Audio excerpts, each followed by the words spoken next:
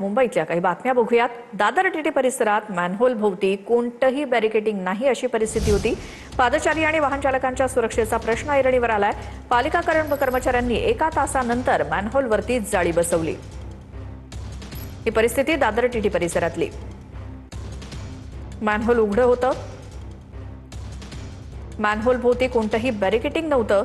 पादचारी आणि वाहन चालकांच्या सुरक्षेचा प्रश्न, त्यामुळे ऐरणीवर पालिका कर्मचाऱ्यांनी एका तासानंतर या मॅनहोलवरती जाळी बसवली। दादर टीटी परिसरातील एक मॅनहोल तब्बल 1 तास उघडा असल्याची घटना जी आहे ती या ठिकाणी घडली होती आणि आता आपण पाहतोय की मुंबई महानगरपालिकेच्या कर्मचाऱ्यांकडून हा मॅनहोल जो आहे तो झाकण्यात आल्याचं चित्र आपल्याला या ठिकाणी पाहायला मिळतंय।